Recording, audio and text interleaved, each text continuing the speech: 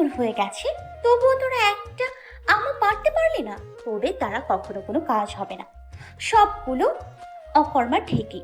আমার কপালে যত সব ফালতু ফ্রেন্ড জুটলো, আল্লাহ তুমি আমায় রহম করো। জুথি বলে ওঠে। আই মেঘা, তুই কিন্তু এখন বেশি বলতেছস। আচ্ছা যা মানলাম আমরা পারি না, কিন্তু তুই তো পারোস। তাহলে একটা আম পেড়ে দেখা, কি বলিস তানহা? তানহার দিকে তাকিয়ে শয়তানি মার্কা হাসি দিয়ে কথাটি বলল জুথি। আরে জ্যোথি, তুই কাকে কি বলতেছোস? যে ঢিল ঠিক মতো মারতে পারে না তার দ্বারা আম পাড়া ইম্পসিবল।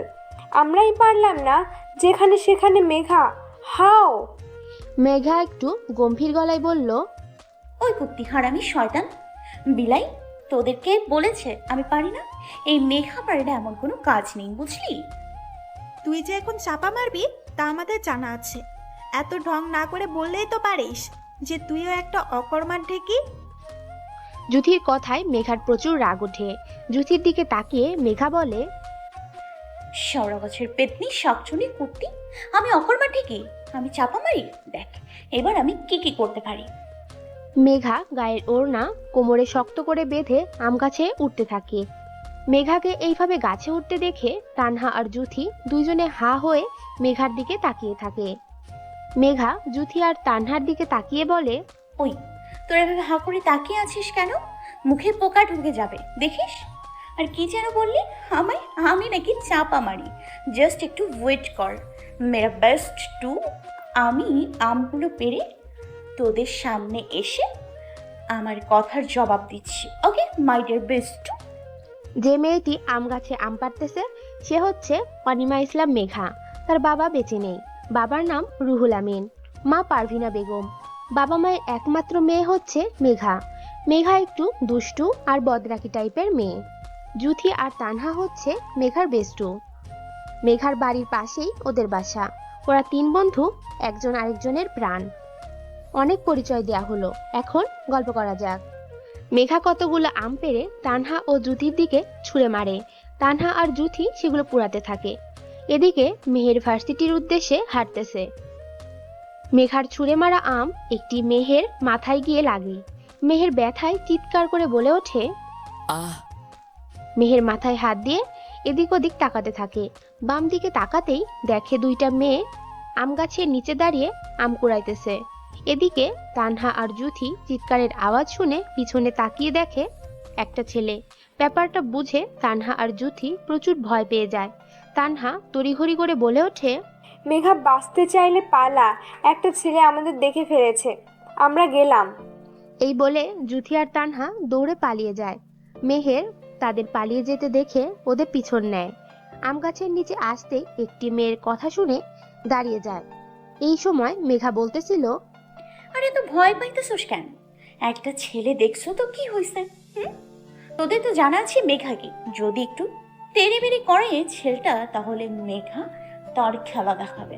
চিন্তা করিস না, একদম মেরে এক সপ্তাহের জন্য হসপিটালে শিফট করে আসবো। এখন তো বকর বকর না করে আমাকে আম পাড়তে দে। মেঘার কথা শুনে মেহের রাগে ফুসফুস করতে করতে বলে ওঠে। এই মেয়ে, তোমার এত বড় সাহস কে দিয়েছে? তুমি আমাকে বল মেরে হাসপাতালে শিফট করে আসবে এক সপ্তাহের জন্য? সাহস তো কম না তোমার? নিচে আসো, তোমার সাহসের নমুনা আমি দেখতেছি। বেয়াদব মেয়ে কোথাকার! মেঘা প্রথমে একটু ভয় পায়, কিন্তু যখন মেঘাকে বেয়াদব বলা হয় তখন মেঘাও বলে ওঠে। কোন শালা আমাকে ধমকাচ্ছে রে? বজ্জাত অসভ্য বেয়াদব শাকচুনি জামাই পেতনি দুলাভাই কুত্তা বিলাই। উফ, আমাকে বলে আমি নাকি বেয়াদব মেয়ে। তুই জানোস কাকে বেয়াদব মেয়ে বলছিস? আজকে তোকে আমি মেরে হসপিটালে ভর্তি করিয়ে আসবো। ভালো চাস তো সরি বল তাড়াতাড়ি। এই বলে মেহেরের দিকে তাকিয়ে অনেক ভয় পায় মেঘা। মেহেরের চোখ পুরো রেগে লাল হয়ে গেছে। দেখে মনে হচ্ছে কেউ লাল রং তার চোখে ঢেলে দিছে। মেহের বলে ওঠে। এক্ষুনি নিচে নামো, না হলে ভালো হবে না কিন্তু। মেঘা মেহেরের এরকম রেগে কথা বলা দেখে অনেকটাই ভয় পেয়ে যায়। তারপর নিজেকে কন্ট্রোল করে বলে ওঠে। না হলে কি করবেন? আমার কিচ্ছু করতে পারবেন না আপনি। উল্টো নিজেকে বাঁচাতে চাইলে এখান থেকে চলে যান। মেঘার কথা শুনে মেহের রেগে ফায়ার হয়ে গেছে। রেগে কটমট করতে করতে বলে ওঠে, I don't care who are you, but you don't know who I am. So আমি এখন যা বলছি তাই করো, ওকে? কুইকলি নিচে নেমে এসো। আপনি যা বলবেন আমি তাই করব কেন? হুম? আপনি আমার বাবা, ভাই, আঙ্কেল, চাচু, খালু, মামু, বিএফ নাকি এফডি? হুম? কোনটা লাগেন যে আপনার কথা শুনবো? আমার বয়ে গেছে আপনার কথা শুনতে। মেহের বলে ওঠে, বুঝছি, সোজা আঙুলে ঘি উঠবে না, আঙুলটা আমায় বেঁকাতেই হবে। হইছে, আপনি আঙুল সোজা করেন আর ব্যাকা করেন, আমার কিচ্ছুটি করতে পারবেন না। হ্যাঁ? হঠাৎ গাছ নড়াতে মেঘা ভয় পেয়ে যায় এবং তাল সামলাতে না পেরে গাছ থেকে পড়ে যায় মেহেরের উপর। মেঘার ঠোঁট মেহেরের ঠোঁটের সাথে লেগে যায়, দুজনেই ঘোরের মধ্যে চলে যায়। এভাবে কতক্ষণ আসিল ঠিক জানা নেই মেঘার ঘোর কাটতেই মেহেরের উপর থেকে সরে দৌড়ে চলে যায়, কিন্তু মেহের এখানেই শুয়ে থাকে। মেহের ভাবতে থাকে, এটা কি হলো? যেখানে মেয়েরা আমায় দেখলেই ভয়ে দৌড়ে পালায়, সেখানে আজকে এই মেয়েটার সাথে লিপ কিস কিভাবে সম্ভব? কোনো মেয়ে আমার হাত ধরলেই যেখানে রাগে ফায়ার হয়ে গেছি, আজকে সেখানে একটা মেয়ের সাথে লিপ কিস? কোনো রাগ হয়নি কেন? মেহেরের ঘোর কাটতেই ভার্সিটিতে প্রবেশ করে, প্রিন্সিপাল স্যারের রুমে চলে যায়। ওইদিকে মেঘাকে এভাবে দৌড়ে আসতে দেখে তানহা আর জুথি জিজ্ঞেস করে কি হয়েছে। মেঘা মনে মনে বলে, আমি যদি ওদেরকে কিছু বলি তাহলে আমার প্রেস্টিজ কনসিওর হয়ে যাবে। ওই শালার ব্যাটার জন্য আজকে আমার ফ্রেন্ডের কাছে থেকে কথা লুকাইতে হইছে। তোকে তো আমি দেখা নিনি, আমার লিপ কিস করা কাকে বলে? শাকচুনির জামাই কথাকার বজ্জাত বেয়াদব ইডিয়েট ননসেন্স স্টুপিড। মেঘার ভাবনার সেট পড়ে তানহার কথায়। তানহা বলে ওঠে, কিরে মেঘা, কি ভাবতেছোস? আমি তো ভাবছি ছেলেটা তোরে আজকে ইচ্ছা মতো ধুইবে। তোর ফিক্কে দেওয়া আমটা যেভাবে তার মাথায় জায়গা লাগছে, আল্লাহ, সেটা কি বলছে রে? আরে ওই শালার ব্যাটার কিচ্ছু বলার সাহস আছে নাকি আমার সাথে কথা বলার? হ্যাঁ, আমার বলছিল বেয়াদব মাইয়া, আমি সাথে সাথে অনেক কথা শুনিয়েছি। বেচারা বোধহয় আর আমার সামনে আসবো না। মেঘা তানহা আর জুথিকে কিছুক্ষণ আগে ঘটে যাওয়া ঘটনার কিছুই জানায় না। কিছুক্ষণ পর জুথি বলে ওঠে, আজকে জানোস আমাদের নতুন ইংলিশ টিচার আসবে। আগেরটা তো তুই ভার্সিটি থেকে বাহির করছস, এবারও কি আগের মতো করবি? মেঘা একটু ভেবে বলে, আরে আগে দেখে যাক কেমন, যদি ভালো লাগে তাহলে আর বাহির করব না। আর যদি খারাপ হয়, বকাঝকা দেয়, ধমক দেয়, বেশি টিচারগিরি করে না, তখন বাহির করে দিব, বুঝলি? এই বলে ওরা তিনজনেই শয়তানি মার্কা হাসি দেয়। হাসি থামিয়ে তানহা বলে ওঠে, এখন চল ক্লাসে যাই, না হলে পরে নতুন স্যারের সাথে দেখা করতে পারবো না। এই বলে তানহা হো হো করে হেসে উঠল। তখন মেঘা বলে ওঠে, হ চল তাড়াতাড়ি, দেখতে হবে তো কি মার্কাস স্যার আবার আসছে। এই বলে তানহা, জুথি, মেঘা ক্লাসে চলে যায়। অন্যদিকে মেহের প্রিন্সিপাল স্যারের রুমে এসে বলে, আসসালামু আলাইকুম স্যার, কেমন আছেন? ওয়ালাইকুম আসসালাম। আলহামদুলিল্লাহ, আমি ভালো আছি। তুমি কি ইশতিয়াক হোসেন মেহের? স্যার, আমি ইশতিয়াক হোসেন মেহের। এখানে নতুন ইংলিশ টিচার হিসেবে আমি জয়েন করেছি। ও হ্যাঁ, মনে পড়ছে, তুমি মেহের। আমি তোমার সকল কাগজপত্র দেখেছি, তুমি অনেক মেধাবী স্টুডেন্ট। আমি তোমাকে আগেই কিছু কথা বলে রাখি, ভার্সিটির মধ্যে কিছু ফাজিল পোলাপান আছে যারা তোমাকে খুব জ্বালাতন করবে। তুমি তাদের বুঝিয়ে পড়াশোনা করাবে, কেমন? মেহের একটা মুচকি হাসি দিয়ে বলে, স্যার আপনি চিন্তা করবেন না, আমি তাদের বুঝিয়ে পড়াশোনা করাবো। আপনি আমার উপরে বিশ্বাস রাখুন। আমার তোমার প্রতি অনেক বিশ্বাস আছে, তাই তোমাকে একটা চাকরি দিছি, জানি তুমি আমার কথা রাখবে। আচ্ছা, ক্লাসে চলো, তোমাকে স্টুডেন্টের সাথে পরিচয় করে দিয়ে আসি। হ্যাঁ স্যার, চলুন।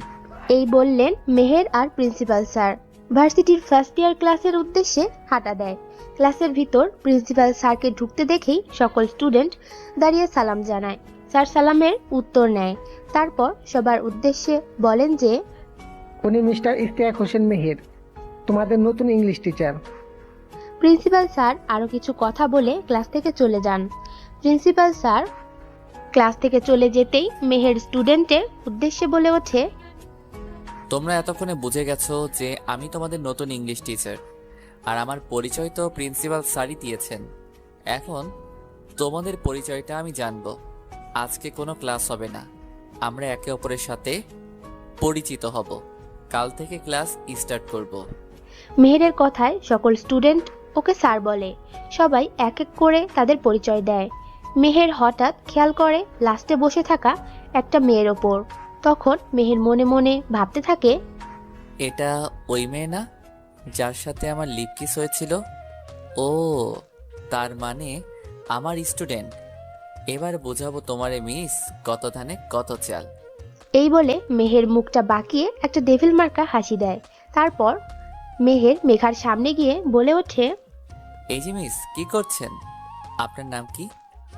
হঠাৎ কেউ এভাবে জিজ্ঞেস করায় মেঘা পিছনে তাকায়। পিছনে তাকিয়ে দেখে ওই ছেলেটা। মেঘা প্রচুর ভয় পেয়ে যায়। মনে মনে ভাবতে থাকে, এই ছেলেটা এখানে কি করছেন? তার মানে কি উনি আমাদের নতুন ইংলিশ ক্লাস টিচার? এখন যদি উনি কিছু বলে তাহলে তো আবার পুরো প্রেস্টিজ পাংচার হয়ে যাবে। আল্লাহ, তুমি আমায় রহম করো। মেঘার ভাবনার ছেদ পড়ল জুথির কথায়। জুথি বলে ওঠে, ওই মেঘা, এটা না ওই ছেলেটা যার মাথায় তোর মারা আম লাগে। আরে ওরে, ওই ছেলেটাই আমাদের নতুন ইংলিশ টিচার। স্যার যদি এখন ওই ব্যাপারে পানিশমেন্ট দেয় তখন কি করবে? তুই আসলেই একটু বেশি করস। আমি কি জানতাম উনি আমাদের নতুন ক্লাস টিচার? জানলে কি আর এসব করতাম? হঠাৎ কারো ধমকে তানহা, মেঘা, জুথি সহ ক্লাসের সবাই চুপ হয়ে যায়। মেঘা তাকিয়ে দেখেন মেহের স্যার ধমকটি দিয়েছেন। মেহের বলে ওঠে, এই মেয়ে, আমি একটু আগে তোকে জিজ্ঞেস করলাম না তোর নাম কি? কি এত ভাবছিস? আমার কথা কি কানে যায় না? বেয়াদ্দপ মেয়ে কোথাকার। বাবা মা কি শিক্ষা দেয় নাই তোকে যে স্যার কিছু জিজ্ঞেস করলে তার উত্তর দিতে হয়? মেহেরের অপমান সহ্য করতে না পেরে মেঘা মাথা নিচু করে কাঁদতে থাকে। যখন মেহের মেঘার বাবা মায়ের কথা তুলে, মেঘা তখন সহ্য করতে না পেরে ক্লাস থেকে কাঁদতে কাঁদতে দৌড়ে চলে যায়। মেঘের চলে যাওয়া দেখে মনে মনে বলতে থাকে, ইস, আমি কি বেশি কথা বলে ফেলেছি নাকি?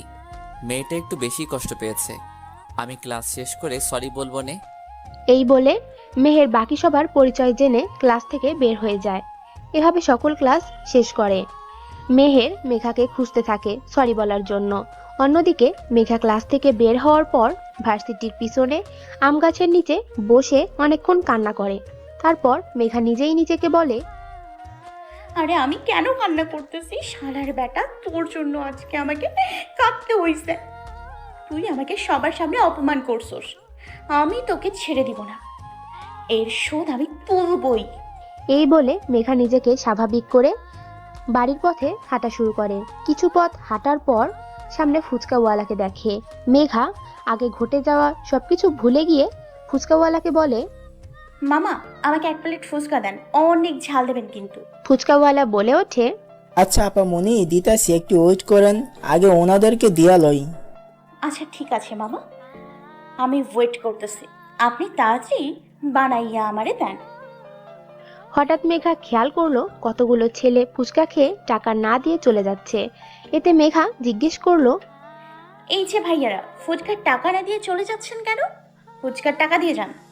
তখন ফুচকাওয়ালা বলে ওঠে, আরে আপা মনি, আমার টাকা লাগবো না, আমি ওদের এমনিতেই খাওয়াই। মামা, এমনিতেই খাওয়ান মানে কি? এটা কি মামা বাড়ির আবদার পাইছেন নাকি যে দিতে বললেই আপনি দিয়ে দিলেন? তখন একটি ছেলে বলে ওঠে, এই মেয়ে, তুই একটু বেশি করতেছস। তুই জানোস আমরা কারা? আমাদের সাথে পাঙ্গা নিতে আসিস না, আমরা রিফাত ভাইয়ের লোক। আমাদের কথা শুনলে যেখানে বড় বড় লোকেরা তাদের চেয়ার ছেড়ে দেয়, সেখানে তুই সামান্য ফুচকাওয়ালা হয়ে আমাদের থেকে টাকা নিবে? এই বলে সবাই হো হো করে হেসে ওঠে। ওদের হাসি দেখে মেঘার প্রচুর রাগ উঠে যায়। মেঘা রেগে বলে, তোরা রিফাত টিফাত যারই লোক হোস না কেন, আমার তাতে কোনো মাথা ব্যথা নেই। আমি তোদের বলেছি মামার ফুচকার টাকা দিয়ে যেতে, তার মানে দিয়ে যাবি। তা না হলে তোরা একটা ওইখান থেকে যেতে পারবি না। মেঘার কথা শুনে ছেলেগুলোর মধ্যে সাইম নামের একটি ছেলে বলে ওঠে, টাকা না দিলে এখান থেকে যেতে দেব না। কে আটকাবে শুনি আমাদের? তুই? ভালো চাস, তুই এখান থেকে চলে যা, না হলে কালকে পত্রিকায় তোর নাম থাকবে। বলবে কার রাস্তায় কতগুলো গুন্ডা দর্শন করলো একটি মেয়েকে। এই বলে সবগুলো ছেলে হো হো করে হাসতে লাগলো।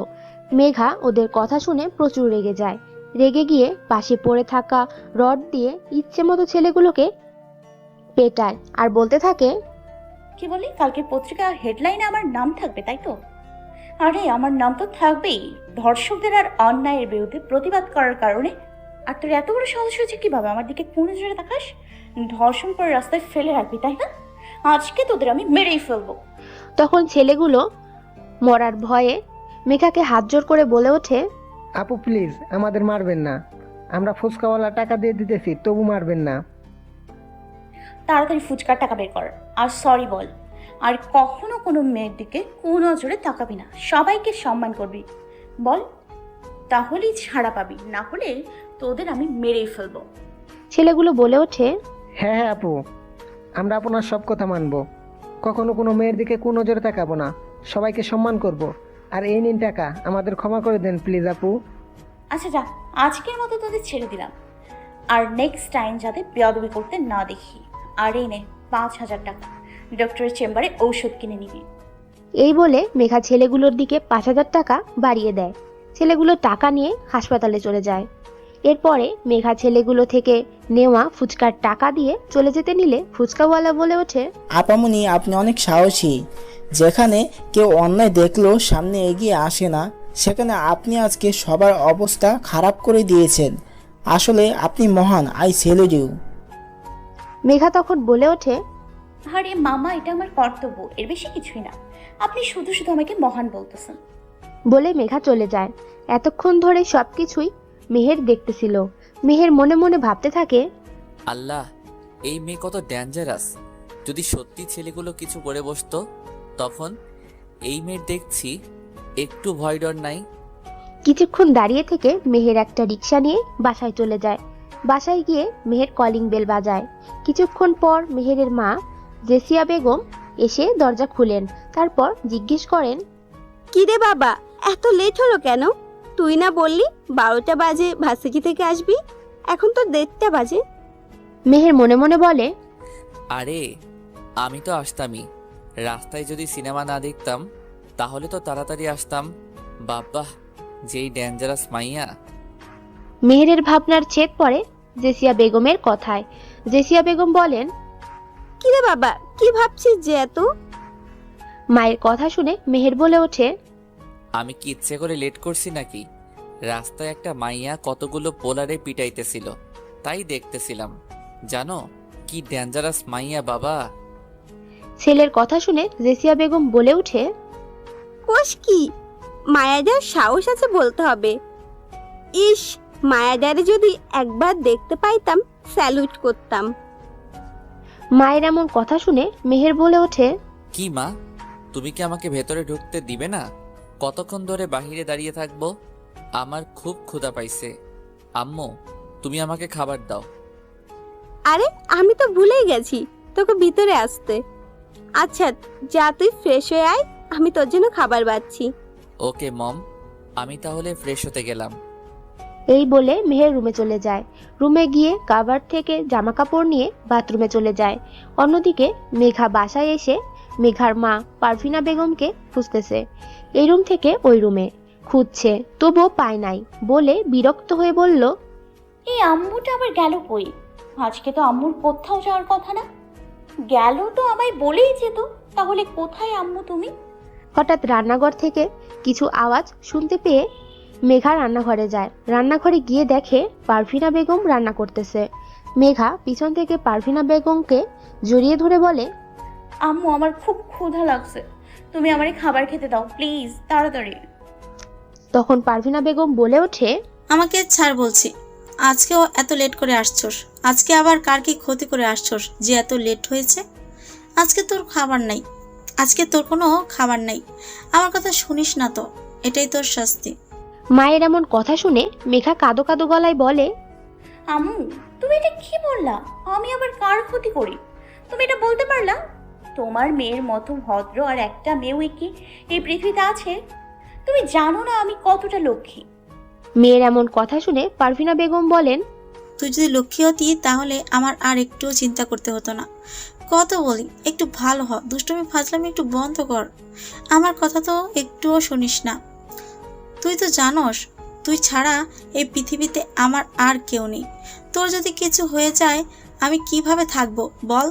তাই তো এমনভাবে কথা বলি তোর সাথে। মায়ের এমন কথা শুনে মেঘা পারভিনা বেগমকে শক্ত করে জড়িয়ে ধরে বলে, আম্মু তুমি এত চিন্তা করো কেন?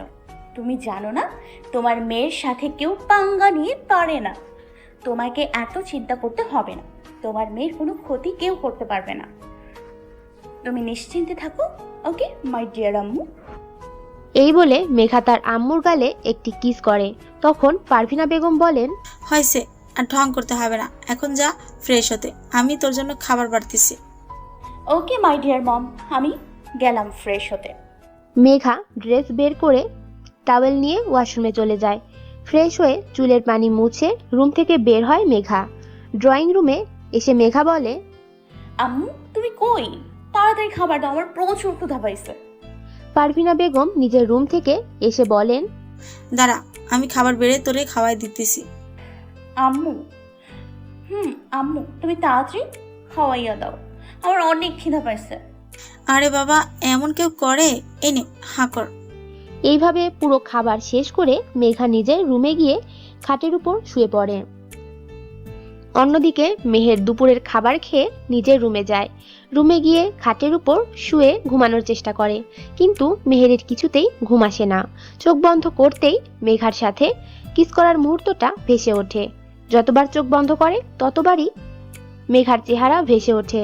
তাই না ঘুমিয়ে মেহের ভাবতে থাকে, এইসব কি হচ্ছে আমার সাথে? যখনই ঘুমানোর একটু চেষ্টা করি তখনই ওই মেয়েটার চেহারা আমার সামনে ভেসে ওঠে কেন? বারবার মনে পড়ছে ওর সাথে কিস করার মুহূর্তটা। এভাবে মেঘাকে নিয়ে ভাবতে ভাবতে মেহের একসময় ঘুমিয়ে পড়ে। ঘুম থেকে উঠে ফ্রেশ হয়ে মেহের বাহিরে যায়। অন্যদিকে মেঘা ঘুম থেকে উঠে তানহা আর জুথির চিৎকারে। তানহা আর জুথি চিৎকার করে বলে ওঠে, মেঘা ওঠ তাড়াতাড়ি, আজকে আমরা পার্কে ঘুরতে যাব। মেঘা চিৎকারের শব্দ শুনে ভয়ে লাফ দিয়ে ওঠে। মেঘার এভাবে লাফ দিয়ে ওঠা দেখে তানহা আর জুথি হো হো করে হাসতে থাকে। ওদের এভাবে হাসতে দেখে মেঘা একটু গম্ভীর গলায় বলে, ওই কুত্তি, শেওড়া গাছের পেতনি, শাকচুনি, ভূতের বউ, জীবনের শালি, বান্দর হনুমান, তোদের তো আজকে আমি মেরে ফেলবো। আমার এত সাথের ঘুমের ব্যাঘাত ঘটাইছোস। এই বলে মেঘা তানহা আর জুথির পিছনে তাড়া করে। তানহা আর জুথি বেচারারা ভয় পেয়ে পারভিনা বেগমের পেছনে লুকায়। পারভিনা বেগম এর পিছনে লুকাতে দেখে মেঘা বলে, আম্মু তুমি সরো, শাকচুনি আর পেতনিগুলোরে আমাকে শায়েস্তা করতে দাও, না হলে কিন্তু ভালো হবে না। ওরা আমার স্বাদের ঘুম নষ্ট করেছে, তুমি সরো আম্মু সরো। পারভিনা বেগম বলেন, ওদের তুই কিছু করে দেখ, ওরা কতক্ষণ ধরে তোকে ডাকতেছে কিন্তু তুই তো উঠতেছিস না, তাই এমন করছে। এখন যা ফ্রেশ হতে। পারভিনা বেগমের ধমকে মেঘা মুখ ফুলিয়ে ফ্রেশ হতে যায়। ওয়াশরুমে ঢুকেই বলতে থাকে, আম্মু আর একটু ঘুমাই না প্লিজ আম্মু। শেওড়া গাছের পেতনি, শাকচুনি, হারামি, কুত্তি, বিলাই, লাল খবিশ, শয়তানের বউ, তোদের তো আমি পরে দেখে নিব। আমার এত স্বাদের ঘুম। মেঘা ওয়াশরুমে ঢুকেছে প্রায় 25 মিনিট হয়ে গেছে। এত সময় হওয়ার পরেও যখন মেঘা বের হচ্ছে না, তখন জুথি তানহাকে বলে, ওই তানহা, মেঘা এখনো বের হইতেছে না কেন? আজকে কি আর যাওয়া হবে না ঘুরতে? আসলেই তো এতক্ষণ হয়ে গেছে, এখনো বের হইতেছে না কেন? নাকি ওয়াশরুমে ঢুকে আবার ঘুমিয়ে পড়েছে? ওই তো আবার যেখানে সেখানে ঘুমিয়ে পড়ে। আমি আমার লাইফে এমন ঘুম পাগলি মেয়ে আর একটাও দেখি নাই। তানহার কথা শুনে জুথি খেপে গিয়ে বলে ওঠে, ওই যদি সত্যি ওয়াশরুমে ঘুমিয়ে পড়ে তাহলে আমার চেয়ে খারাপ আর কেউ হবে না। এত কষ্ট করে ঘুম থেকে উঠালাম, আবার যদি ঘুমাই তাহলে কেমনটা লাগে বল তুই? অসহ্যকর। আচ্ছা চল ওয়াশরুমের দরজা নক করে দেখি। চল। এই বলে জুথি আর তানহা মেঘার রুমে ঢুকে ওয়াশরুমে টোকা দেয়। কোনো সারা শব্দ না পেয়ে জুথি বলে, আই মেঘা, তুই এতক্ষণ ধরে ওয়াশরুমে কি করতেছস? এখনো কি তোর ফ্রেশ হওয়া হয় নাই? জুথির এমন কথা শুনে মেঘা বলে ওঠে, এইমাত্র তো ওয়াশরুমে ঢুকলাম, তোদের জ্বালায় তো ঘুমোতেই পারি না ঠিক মতো, এখন আবার কি ফ্রেশ হতে দিবি না? সবজন্যির দল কোথাকার। মেঘার এমন কথা শুনে জুথি অবাক হয়ে বলে ওঠে, কি ওয়াশরুমে ঢুকছোস? 30 মিনিট হয়ে গেছে আর তুই বলতেছোস মাত্র ঢুকছোস ওয়াশরুমে? আল্লাহ! জুথির কথা শুনে মেঘা মনে মনে বলতে থাকে, কখন 30 মিনিট হয়ে গেল, আমি তো টেরই পেলাম না। যাই বাবা, তাড়াতাড়ি ফ্রেশ হয়নি, যে খেপে গেছে ওরা। এই বলে মেঘা 5 মিনিট পর ফ্রেশ হয়ে ওয়াশরুম থেকে বের হয়। মেঘাকে ওয়াশরুম থেকে বের হতে দেখে তানহা বলে, আসছেন আমাদের মহারানী। তো মহারানী, আপনার ফ্রেশ হওয়া হয়েছে কি? হইলে বইলেন, তাহলে আমরা যাইতাম। হয়েছে আমার দাসীগণ, জানোই তো তোমরা মহারানীদের একটু বেশি সময় লাগে ফ্রেশ হতে। এই বলে মেঘা একটা শয়তানি মার্কা হাসি দিয়ে জুথি বলে ওঠে, হয়েছে মহারানী, এখন রেডি হয়ে আমাদের উদ্ধার করুন। 10 মিনিট পর রেডি হয়ে পারভিনা বেগমকে বলে মেঘা, জুথি, তানহা বাড়ির বাহিরে আসে। তারপর ওরা 3 জন একটি অটোতে উঠে একটা পার্কে যায়। অটো ভাড়া দিয়ে পার্কের ভেতরে ঢুকে যায় ওরা 3 জন। তারপর পুরো পার্কে ঘুরতে থাকে ওরা। কিছুক্ষণ পর ওরা 3 জন একটা বেঞ্চের উপর বসে।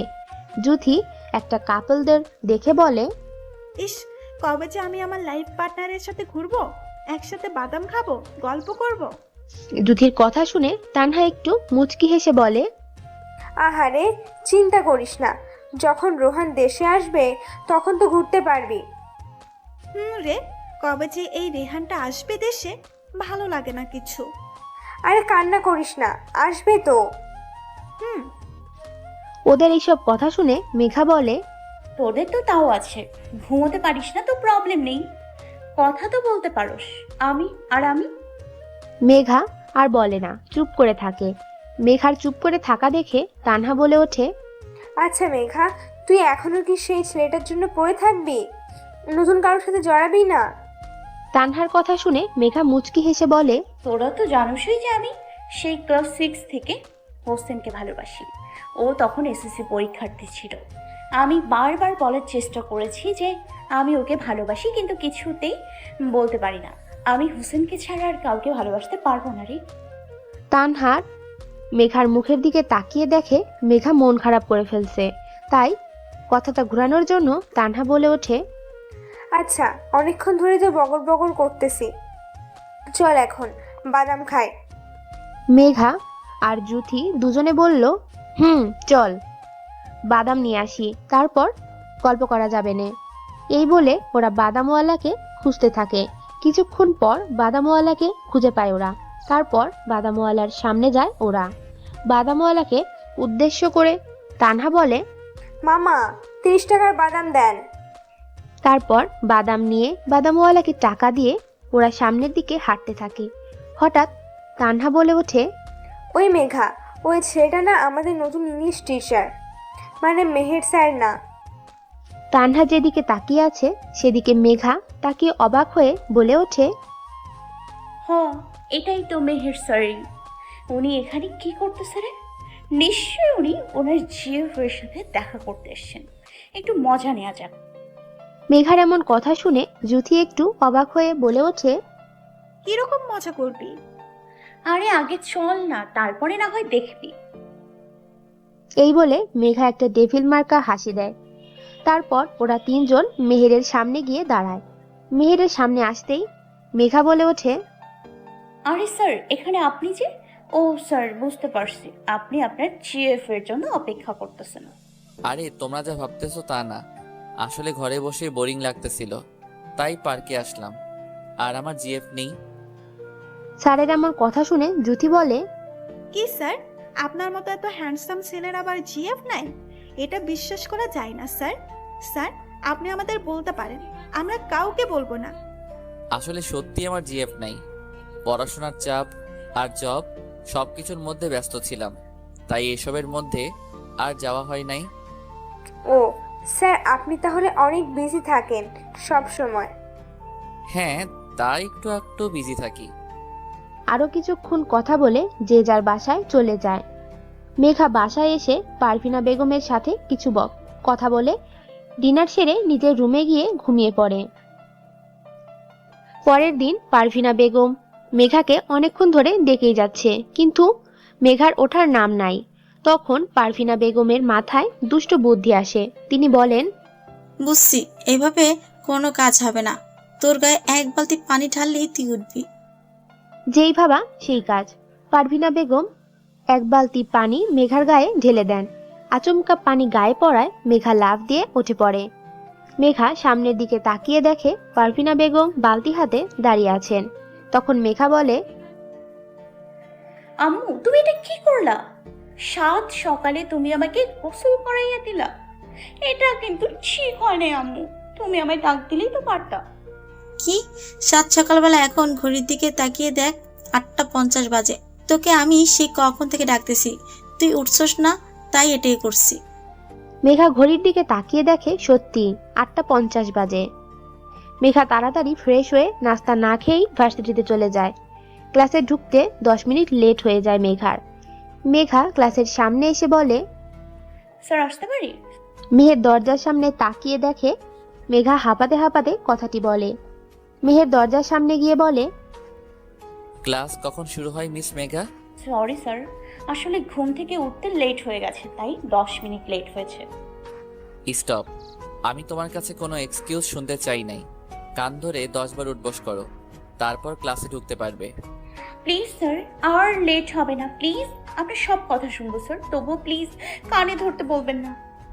হে ইউ, আমি কি বলছি কানে যাই নাই? এখন তো শুধু ক্লাসের স্টুডেন্ট দেখবে তোমার কানে ধরা।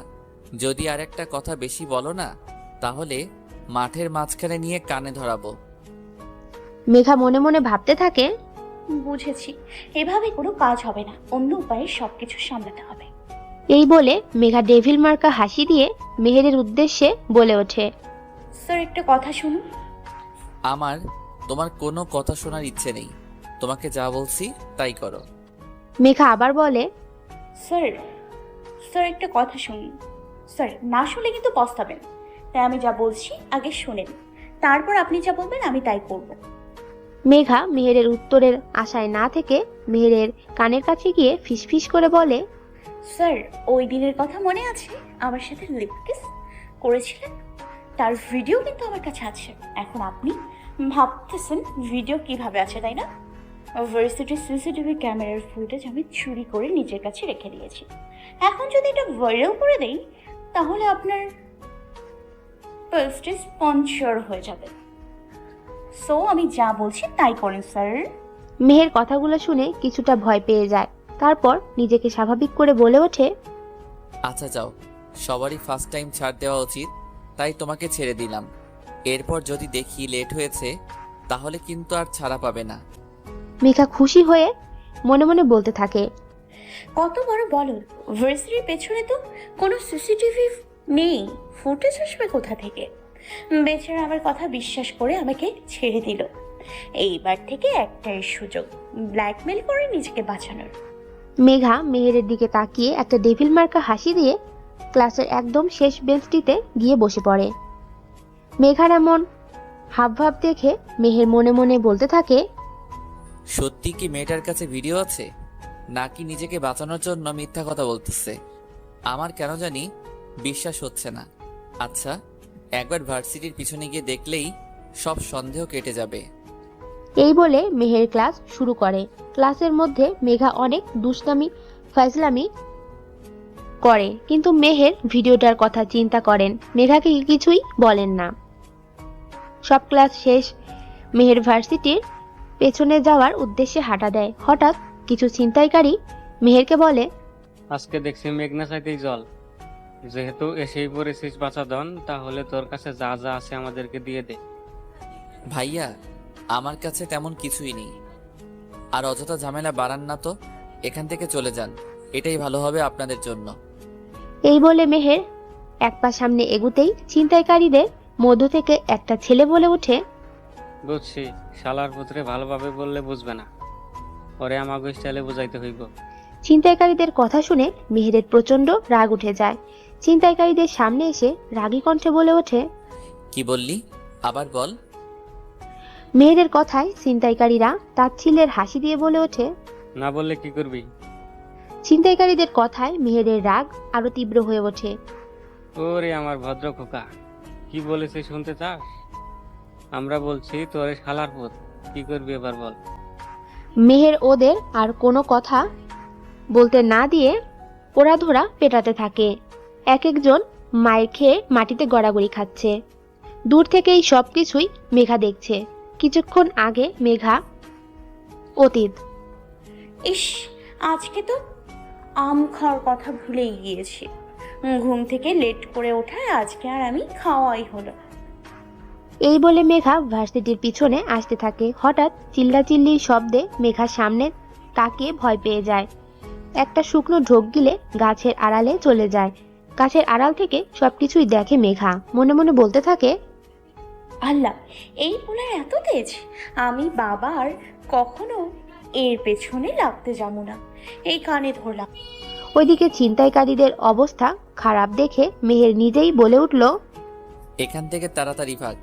আমার সামনে থাকলে আমি নিজের রাগ কন্ট্রোল করতে পারবো না। তাড়াতাড়ি চলে যা। তোরা জানোস না আজ আমাকে গালি দিয়ে কত বড় ভুল করছস। মেহেরের কথায় ছিনতাইকারীগুলো ভয় পেয়ে সরি সরি বলে দৌড়ে পালিয়ে যায়। ওইদিকে মেঘা এখনো দাঁড়িয়ে আছে। মেঘা মনে মনে বলতে থাকে, হায় আল্লাহ, সামান্য গালি দেওয়ার কারণে পোলাগুলোর অবস্থা এমন করছে। আল্লাহ, কই আমার সঙ্গে তো তেমন কিছুই করে নাই। আমিও তো ব্যাটারি কম গালি দেই নাই।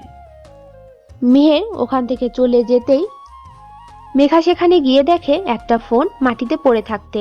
মেঘা ফোনটা হাতে নিয়ে বলে ওঠে, এটা আবার কার ফোন? বোধহয় ছিনতাইকারীগুলোর মধ্যে কোনো একটার হবে। মেঘা ফোনের স্ক্রিনে তাকিয়ে দেখেন মেহের স্যারের পিক। ওহ, তাহলে এটা স্যারের ফোন। কাল স্যারের সাথে দেখা হলে ফোনটা ফেরত দিব নে। মেঘা কি যেন ভেবে নিজে নিজেই বলে ওঠে। আচ্ছা, স্যারের ফোনটা একটু ঘাটলে কেমন হয়? এই বলে মেঘা ফোনের স্ক্রিনে তাকিয়ে বলে, আরে বাহ, এই তো দেখছি মেঘ না চাইতে জল। একদিক দিয়ে ভালোই হলো ফোনের লক না থাকায়। মেঘা ফোনের সব অ্যাপসে ঢুকে ঘাটাঘাটি করে। লাস্টে কি যেন মনে করে গ্যালারিতে ঢুকে মেঘা মেহেরের প্রত্যেকটা ছবি দেখে বারবার ক্রাশ খাচ্ছে।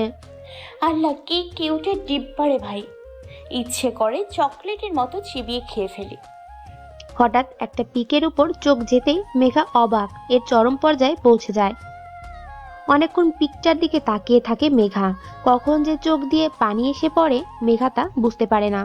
মেঘা চোখের পানি মুছে মৃদু হেসে বলে, হোসেন, আমার হোসেন, আজ আমি তোমাকে খুঁজে পেয়েছি।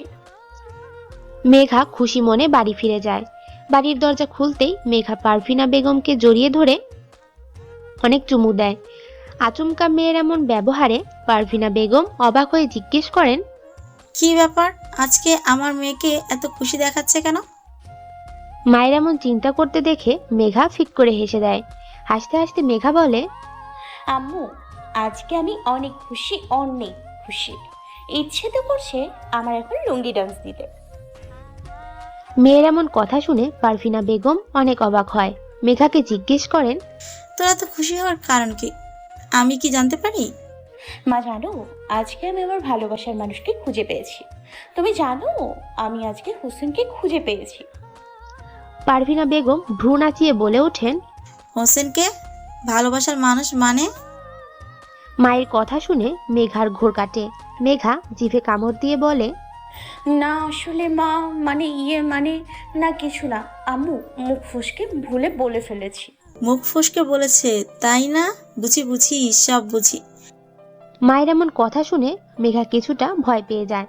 কাদো কাদো ফেস নিয়ে পারভিনা বেগমের দিকে তাকায়। মেয়ের এমন অবস্থা দেখে পারভিনা বেগম হো হো করে হেসে ওঠেন। মা কিভাবে হাসতে দেখে মেঘা অবাক হয়ে পারভিনা বেগমকে জিজ্ঞেস করে, আম্মু, তুমি হাসতেছো কেন? কি ভেবেছিলেন আমি বকবো তোকে? আরে পাগল, আমি উল্টো খুশি হয়েছি যে তুই তোর ভালোবাসার কথা আমাকে বলছস। মায়ের এমন কথা শুনেন মেঘা পারভিনা বেগমকে জড়িয়ে ধরে বলে, আমার লক্ষ্মী আম্মু। এভাবে আরো দুষ্টু মিষ্টি কথা বলতে থাকে। রাতে ডিনার সেরে মাত্রই মেঘা তার রুমে বিছানায় ঢপ করে শুয়ে পড়ে আর ভাবতে থাকে, ইস, ওনার সাথে বেশি খারাপ ব্যবহার করে ফেলেছি, নিশ্চয় আমাকে ক্ষমা করবে না। আমি এখন থেকে আর ওনাকে জ্বালাবো না। সামনে বসন্তের উৎসবে ওনাকে আমার মনের কথা বলবো। এসব কথা ভাবতে ভাবতে মেঘা ঘুমিয়ে পড়ে। আজ মেঘা সকালে তাড়াতাড়ি ঘুম থেকে ওঠে, ফ্রেশ হয়ে নাস্তা খেয়ে বাড়ি থেকে বের হয়। বটতলার নিচে দাঁড়িয়ে জুথি আর তানহার জন্য অপেক্ষা করতে থাকে। কিছুক্ষণ পর জুথি আর তানহা কে আসতে দেখে। মেঘা ওদের সামনে যায়। মেঘা সামনে যেতেই জুথি বলে, ওই তানহা, আজকে সূর্য কোন দিকে উঠেছে রে? আজকে সূর্য বোধহয় পশ্চিম দিকে উঠছে। এই বলে তানহা আর জুথি দুজনেই হো হো করে হাসতে থাকে। ওদের হাসতে দেখে মেঘা চরম বিরক্ত হয়ে বলে, শুরু হয়ে গেছে তোদের ড্রামা। আল্লাহ জানে তোরা আমার ফ্রেন্ড কিভাবে হলি। আচ্ছা বাদ দে, যার জন্য তোদের এত তাড়াতাড়ি ডেকেছি। বল, কি এমন কথা যার জন্য এত সকালে দেখেছেন আপনি? তারপর মেঘা কালকের সব ঘটনা ওদের বলে। তখন জুথি বলে, এইবার তো ভাইয়াকে তক্ষ স্যারকে বল তোর মনের কথা, না হলে আবারও হারাবি ভাই। আমি আর হোসেনকে হারাতে দিব না, ওকে আমার নিজের করে নিব। আমি ভাবছি বসন্ত উৎসবের দিন হোসেনকে আমার মনের কথা বলবো। বেশি দেরি হয়ে যাবে না। আরে আমি তো আগেই বলতাম, কিন্তু স্যার তো আমাকে মোটেও পছন্দ করে না। এই কয়েকদিনে স্যারের মন জয় করব, তারপরে বসন্তের দিন বলবো আমার মনের কথা, বুঝলি? বুঝলাম। আচ্ছা চলো এখন ভার্সিটির দিকে যাই। তারপর ওরা তিনজন ভার্সিটিতে চলে যায়। ক্লাসের লাস্ট বেঞ্চে বসে জমিয়ে আড্ডা দিচ্ছে ওরা তিনজন। আড্ডার মাঝখানে তানহা বলে, ওই মেঘা, তুই কি স্যারের ফোন ফেরত দিছোস? তানহার কথা শুনে মেঘা বলে ওঠে, আরে যা, আমি তো খেয়ালই করিনি যে আমার কাছে স্যারের ফোন। তার মানে তুই স্যারের ফোন ফেরত দিস নাই? আল্লাহ, নিশ্চয়ই স্যার ফোন খুঁজতে খুঁজতে হয়রান হয়ে গেছে। আরে আমি কি করব বল, আমি তো ওনার ছোটবেলার পিক দেখে সব ভুলে খেয়ে ফেলেছি। হ্যাঁ, তুই ভুলবি না তো কে ভুলবো? তোর তো শুধু একটা কথাই মনে থাকে, কখন খাবি। এই জুথি, এখন কিন্তু তুই বেশি বলতাছোস। আমি কি আর ইচ্ছে করে বলছি বল? ওদের এমন ঝগড়া দেখে তানহা বিরক্ত হয়ে বলল, ওই থাম তোরা, তোদের কোনো তর্ক প্রতিযোগিতায় নেওয়া হলে নিশ্চিত প্রথমতি। তানহার কথা শুনে মেঘা আর জুথি রেগে চোখ গরম করে তানহার দিকে তাকায়। মেঘা আর জুথি কিছু বলার আগেই তানহা আবার বলে, এখন কি ঝগড়া করবি? এটুকু মনে রাখ, স্যারের ফোন আমাদের কাছে, যদি স্যার রেগে যান। তানহার কথা শুনে মেঘা আর জুথি কিছুটা ভয় পেয়ে যায়। প্রায় 5 মিনিট পর নীরবতা ভেঙে মেঘা বলে, আচ্ছা, আমার মাথায় অনেক সুন্দর আইডিয়া আসছে। কি আইডিয়া? দেখ, আমি যদি স্যারকে ফোন দিই তাহলে স্যার অনেক কিছু জিজ্ঞেস করবে আর অনেক অপমানও করবে। তোরা তো জানোস আমাকে কেউ অপমান করলে আমি তা একদম সহ্য করতে পারি না। আমিও অপমানের জবাব দিই। আমি চাই না স্যারের কাছে আরও খারাপ হই। তাই বলছি কি জুথি, তুই ফোনটা স্যারকে ফেরত দিবি। কি? আমি? তুই দিবি। আমি জানি তুই পারবি, তাই তোকে কাজটা করতে হবে, বুঝলি? বুঝছি, আমাকেই দিতে হবে। কিন্তু স্যারকে ফোন দেওয়ার সময় স্যার যদি জিজ্ঞেস করে আমি ফোন কোথায় পাইছি, তখন কি বলবো আমি? তোর মাথায় আসলে কোনো বুদ্ধি নেই। যে কোনো একটা কাহিনী বানিয়ে দিবি, প্রবলেম সলভ, বুঝলি? আমি কি কাহিনী বানিয়ে বলবো? যদি ধরা খাই তখন? হায় আল্লাহ, একটা কাহিনী বানিয়ে বলতে পারে না যে সে আমার ইউনিভার্সিটিতে পড়ে। ওই, তোকে কে বলছে আমি কাহিনী বানিয়ে বলতে পারি না? আমি তো স্যারকে দেখলেই ভয় পাই। ভয়ের চোটে যদি ঠিকঠাক মতো বানিয়ে বলতে না পারি তখন? আচ্ছা মেরে মা, থাক, আপনাকে আর কাহিনী বানিয়ে বলতে হবে না। আমি যেভাবে বলবো সেভাবে স্যারকে বলবি, তাহলেই কোনো সমস্যা হবে না। আচ্ছা বল, কি বলবো আমি স্যারকে? স্যার যদি জিজ্ঞেস করে ফোন কোথায় পাইছো, তখন বলবি ইউনিভার্সিটির পেছনে আম গাছের নিচে পাইছে। তারপর আবার যদি জিজ্ঞেস করে ওখানে গেছো কেন, তখন তুই বলবি আম খেতে গিয়েছিলাম। এবার বুঝছোস কি কাহিনী বলবি? বুঝেছি। ওরা তিনজন এইভাবে আড্ডা দিতে থাকে। কিছুক্ষণ পর ক্লাস শুরু হয়।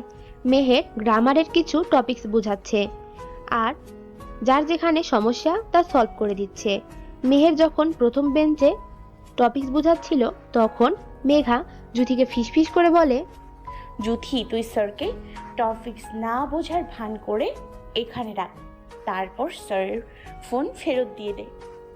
এখন দেব? ছুটির সময় দেই? আরে এখন দে, স্যারকে ছুটির সময় না পাইলে? জুথি কিছু বলার আগেই কারো ধমকে মেঘা আর জুথি কিছুটা ভয় পেয়ে যায়। সামনে তাকিয়ে দেখে মেহের ওদের ধমক দিয়েছে। কেন ধমক দিয়েছে বুঝতে পারছেন না তো? চলুন অতীতে। মেহের প্রথম বেঞ্চে পড়া বোঝালেও মেহেরের ধ্যান ছিল মেঘার ওপর। অনেকক্ষণ ধরে ফিস করে কথা বলতে দেখে মেহেরের রাগ উঠে যায়। মেহের মনে করে ক্লাসে স্যার থাকা অবস্থায় যদি কেউ অপ্রয়োজনীয় কথা বলে তাহলে স্যারকে অপমান করা হয়, তাই মেহের জোরে ধমক দেয়। বর্তমান। এই স্টুপিড মেয়ে, তোমার কোনো কমন সেন্স নাই? এটা ক্লাস নাকি কথা বলার জায়গা? সবসময় লাস্ট বেঞ্চে বসো কি কথা বলার জন্য? এখন যদি বলি এতক্ষণ ধরে আমি যা বোঝাইছি তা বলতে, তখন কি করবে? জানি কিছুই বলতে পারবে না। আমি বুঝি না এইসব মেডেল ক্লাস কিভাবে এই ভার্সিটিতে চান্স পায়। নিশ্চয়ই ঘুষ দিয়ে ঢুকছে। আরও কি জানি করো, স্যারদেরকে তারাও। তোমাদের মতো মেডেল ক্লাসের মেয়েদের দ্বারা এইসবই মানায়। বেয়াদব মেয়ে কোথাকার। মেহের কথায় প্রথমে ভয় লাগলেও মেঘাকে নিয়ে এত নিচ মনের চিন্তা ভাবনা দেখে মেঘা অবাক হয়ে যায়। মেঘা ভেবেছিল মেহের একটা ভদ্র ঘরের ছেলে। মেঘার ভাবনার ছেদ পড়ে মেহেরের কথায়। এখন তো চুপ থাকবাই, কিছু বলবাই বা কিভাবে? সারাক্ষণ তো বয়ফ্রেন্ডকে কি বলছে, কি দিছে, কখন কোথায় গেছি তা ফ্রেন্ডকে তো জানাতে হবে, তাই না? মেহের আর কিছু বলতে পারে না। মেঘা রেগে গিয়ে বলে, স্যার, একজনের সম্পর্কে না জেনে এত কিছু বলা ঠিক না। কি জানি বললেন? আমি মডেল ক্লাসের মেয়ে। ওকে ফাইন, আমি মডেল ক্লাসের মেয়ে। আমি না জানতাম না যে অন্যায়ের বিরুদ্ধে প্রতিবাদ করা, মেয়েদের সতীত্ব হরণ থেকে বাঁচানো, বখাটে ছেলেদের শাস্তি দেওয়া মডেল ক্লাসের মেয়েদের কাজ। যদি এইসব মডেল ক্লাসের মেয়েদের কাজ হয় তাহলে আমি বলবো সমাজে যাতে সব মেয়েরাই এমন হয়। একটানে কথাগুলো বলে একটা দীর্ঘশ্বাস ফেলে আবার বলে, আমি ঘুষ দিয়ে ঢুকছি এই ইউনিভার্সিটিতে, তাই তো? আরে স্যার, আপনি যদি তাই ভেবে থাকেন তাহলে আপনার ধারণা সম্পূর্ণ ভুল। আপনি হয়তো জানেন না যে আমি নিজের যোগ্যতায় সর্বোচ্চ নাম্বার পেয়ে এই ইউনিভার্সিটিতে ভর্তি হয়েছি। স্যার, আপনি হয়তো জানেন না যে আমি এই ইউনিভার্সিটির টপ স্টুডেন্টের মধ্যে একজন। মেঘার কথায় মেহের মনে মনে ভাবে, আসলেই মেয়েটার সম্পর্কে না জেনে অনেক কিছু বলে ফেলছি। আর ওর সম্পর্কে আমার জানার কোনো ইন্টারেস্ট ছিল না। আমি শুধু জানতাম এই ক্লাসে একজন মেধাবী স্টুডেন্ট আছে, কিন্তু সেটা যে মেঘা হবে তা আমি ভাবিনি। মেহের আর কিছু ভাবতে পারল না। মেহেরের ভাবনায় ছেদ পড়ে মেঘার কথায়। মেঘা আবারও বলতে শুরু করে, আমি স্যারদের তাড়াই। ইয়েস স্যার, আমি স্যারদের তাড়াই, কিন্তু ক্লাসের একটা স্টুডেন্টও বলতে পারবে না যে আমি অকারণে স্যারদের তাড়িয়েছি। স্যার, আমি আপনাকে কি বলতেছি? আপনি নিজেই তো থালার এক পিঠ দেখে বিবেচনা করেন। আসলে স্যার, আমি যত স্যার তাড়িয়েছি তাদের মধ্যে কেউ ছিল নারী লালসা, কেউ ছিল পড়া বোঝাতে পারতো না, কেউ ছিল খালি মেয়েদের শরীরে হাত দিত। তাই তাদের উচিত শিক্ষা দিয়ে তাড়িয়ে দিয়েছি। মেঘার কথায় মেহেরের নিজের ওপর ঘৃণা হতে থাকে। মেঘা আবারও বলতে শুরু করে, আমি ক্লাসের লাস্ট বেঞ্চে বসে বয়ফ্রেন্ড নিয়ে কথা বলি। স্যার, আমি ভাবতেও পারিনি আপনার মন মানসিকতা এতটা নিয়েছি। আরে স্যার, আমি আপনার ফোন ফেরত দেওয়ার কথা বলছিলাম। ফোনের কথা শুনে মেহের মনে মনে বলে, ফোন? আমার ফোন তো কাল থেকে খুঁজে পাই না, তাই ভাবছি আজকে নতুন ফোন কিনবো। কিন্তু আমার ফোন ওদের কাছে কেন? মেহেরকে অন্যমনস্ক দেখে মেঘা বলে, কি স্যার, আপনার ফোন আমার কাছে কিভাবে এলো, তাই তো? আরে স্যার, কাল যখন আপনি ছিনতাইকারীদের মারতেছিলেন তখন ওখানে আপনার ফোন পড়ে যায়। আমি ফোনটা ফেরত দিতে পারতাম, কিন্তু আমার কাছে ফোন দেখলে আপনি নিশ্চয়ই আমাকে অনেক কিছু জিজ্ঞেস করতেন আর অনেক অপমান করতেন, তাই জুথিকে ফোন দিতে বলি। আর কি ভাবছেন? হ্যাঁ, আসলে ভুল আমারই। সেই প্রথম থেকেই আপনি আমাকে খারাপ হিসেবে চিনে এসেছেন। সরি স্যার, ক্লাসে বেয়াদবি করার জন্য দুঃখিত। মেঘা এই বলে কাঁদতে কাঁদতে দৌড়ে চলে যায় ক্লাস থেকে। মেঘার যাওয়ার দিকে মেহের তাকিয়ে থাকে। মেঘার এমন অবস্থা দেখে জুথি আর চুপ থাকে না। জুথি বলে, হোসেন ভাইয়া তুকু স্যার, এই নিন আপনার ফোন। এই ফোনের জন্য মেঘা পৃথিবীর সবচেয়ে সুখী মানুষ ছিল, আবার এই ফোনের জন্য মেঘা পৃথিবীর সবচেয়ে অসুখী। আর স্যার, আমি প্রথমে আপনাকে হোসেন ভাইয়া বললাম কেন জানেন? কেন? জুথি বলতে যাবে তখন তানহা জুথিকে চুপ থাকতে বলে, কিন্তু জুথি তানহাকে উদ্দেশ্য করে বলে, তানহা, তুই আজ আমাকে আর বাধা দিস না। যে মেয়েটি সেই ক্লাস 6 থেকে ভালোবেসে আসছে হোসেন ভাইয়াকে, আজ আমাকে সব বলতে দে। জুথির কথা মেহেরের মাথার উপর দিয়ে যাচ্ছে। মেহের জুথিকে জিজ্ঞেস করে, আমাকে ভালোবাসে, তাও ক্লাস 6 থেকে? মানে বুঝলাম না।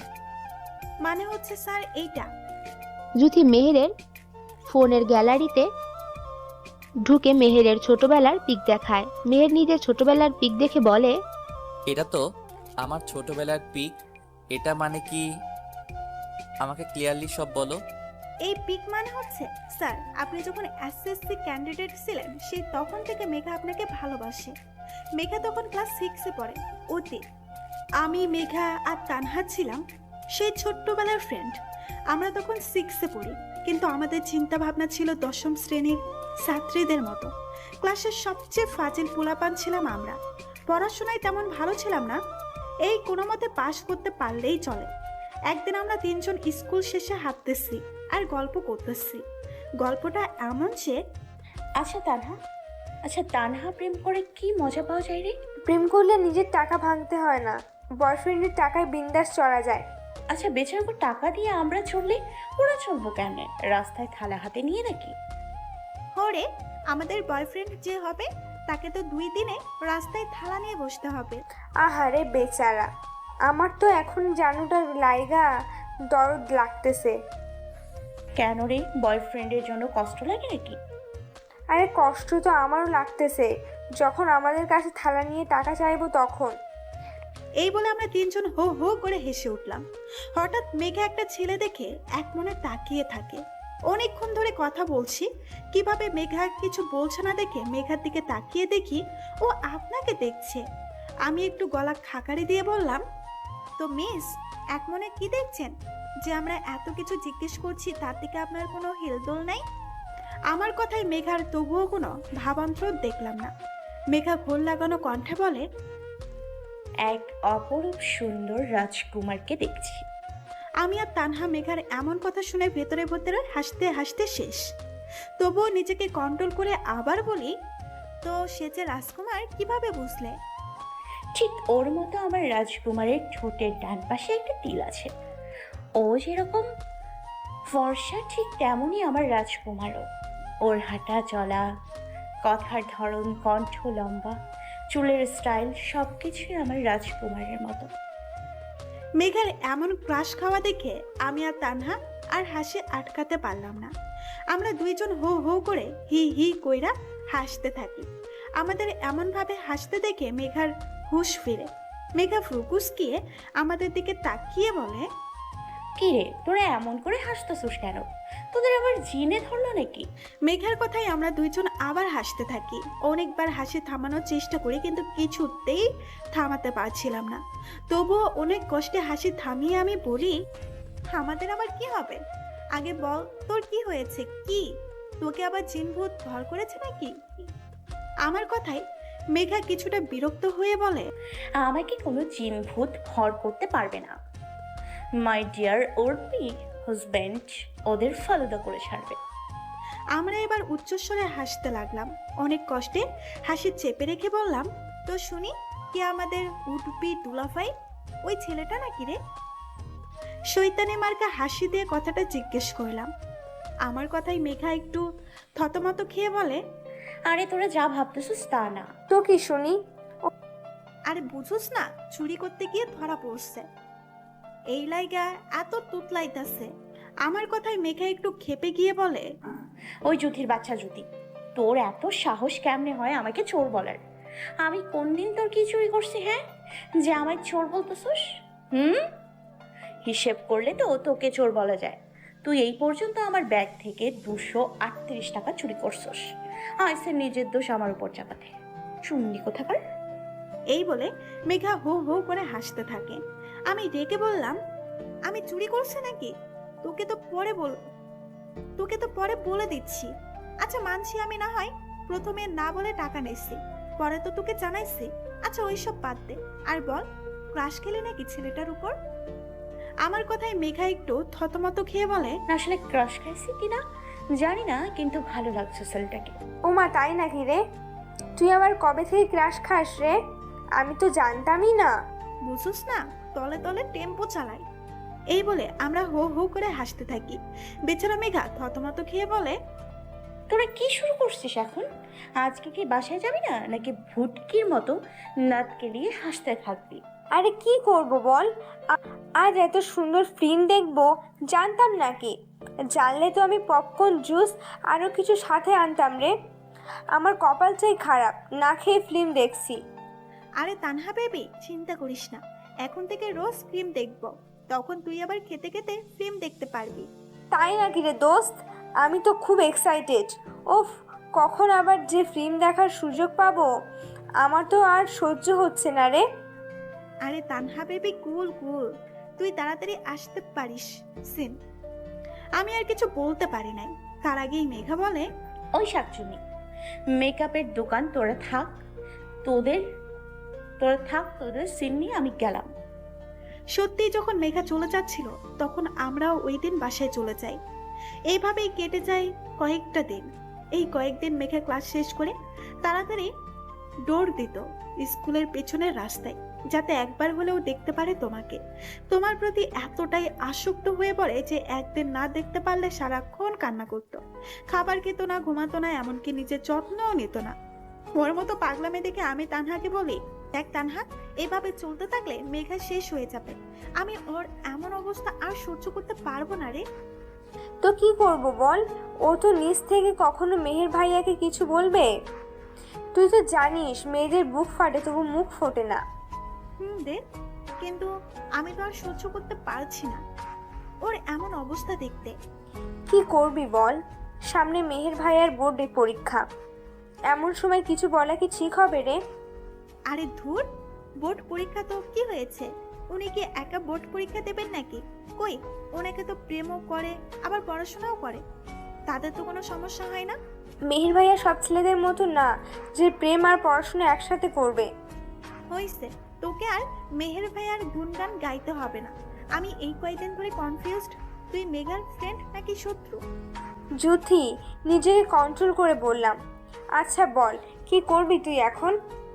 আমি ভাবছি মেঘা যেহেতু কিছু বলতে পারবে না, সেহেতু মেঘার হয়ে আমি মেঘের ভাইয়াকে বলবো। কি? Are you sure Juthi? Yeah, I am sure. এত বড় সিদ্ধান্ত নেওয়ার আগে আমার মনে হয় মেঘাকে জানানো দরকার। আমি প্রথমে ভাবছিলাম মেঘাকে বলবো না, সারপ্রাইজ দেব, কিন্তু তুই যখন বলতেছস তাহলে মেঘাকে জিজ্ঞেস করব। চল মেঘাকে জিজ্ঞাসা করি। ওকে চল। এই বলে আমি আর তানহা দুজনেই একসাথে মেঘার কাছে যাই। মেঘার কাছে গিয়ে বলি, কিরে মেঘা, কি করস? কিছু না। ও, এই টাইমে আমার বাসায় যে তোরা? না এমনিতেই। কেন আসতে পারি না? আমি কি একবার বলেছি আসতে পারবি না? আমি তো ভাবছি কিছু বলবি তাই বললাম।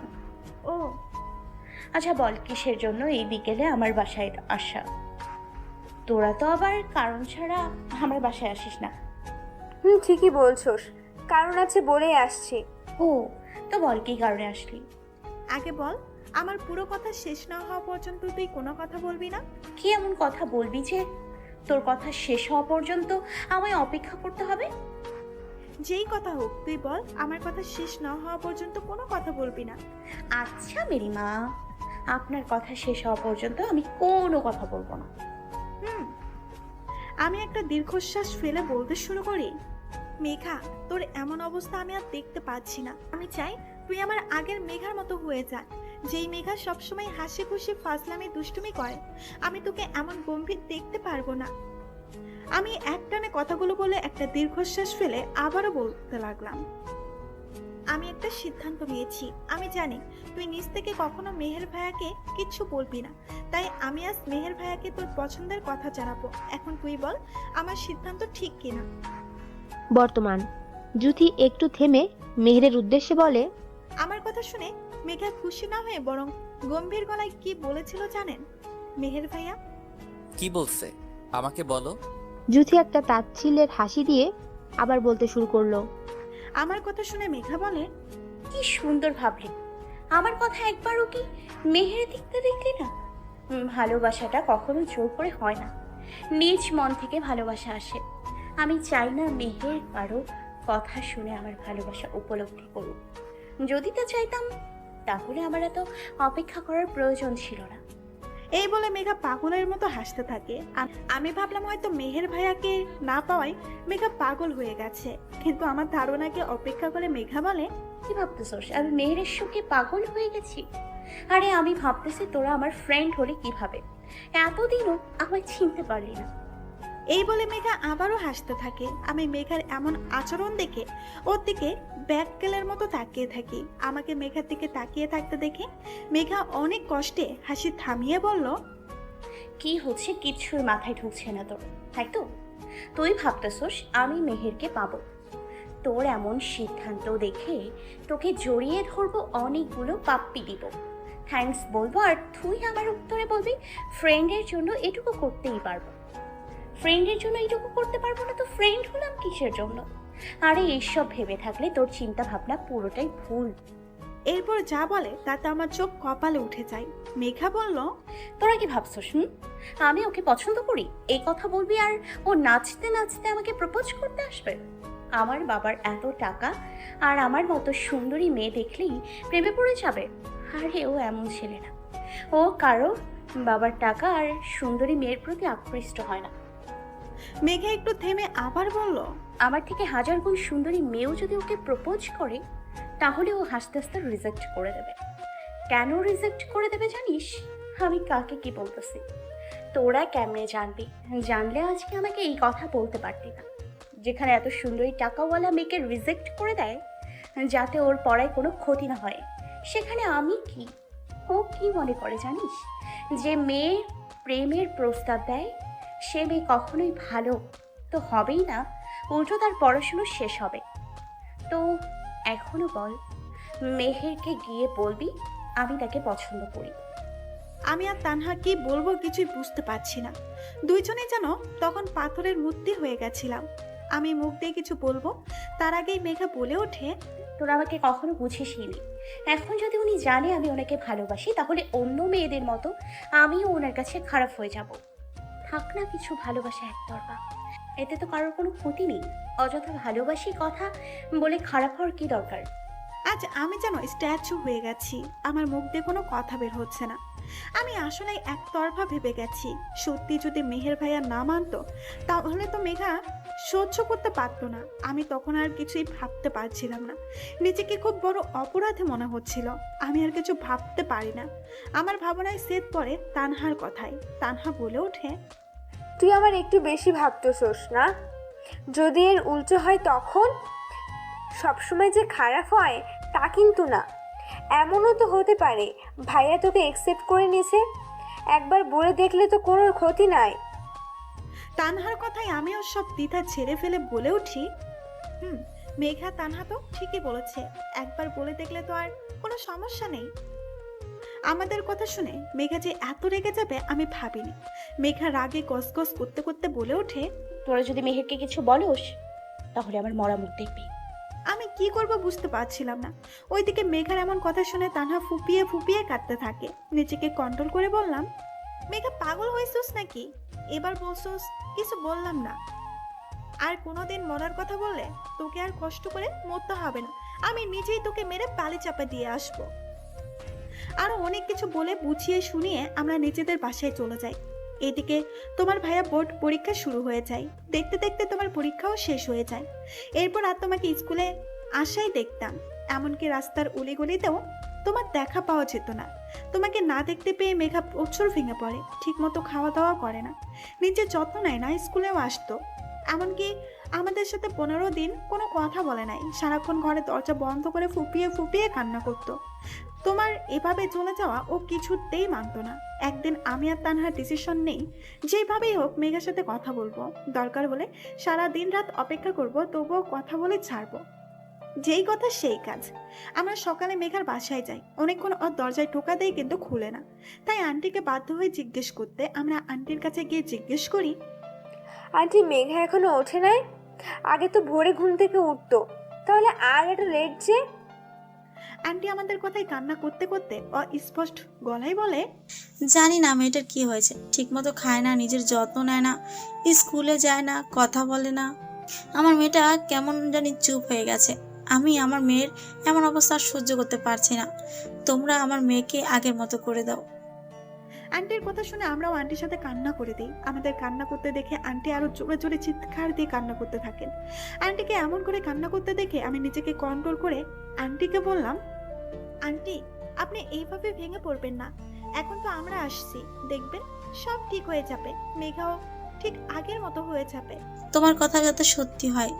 দেখছো তোমরা কখন আমার বাসায় আসছো, আমি এখনো কিছু খেতে দিলাম না। আরে আন্টি এত ব্যস্ত হতে হবে না, আমরা খেয়ে আসছি।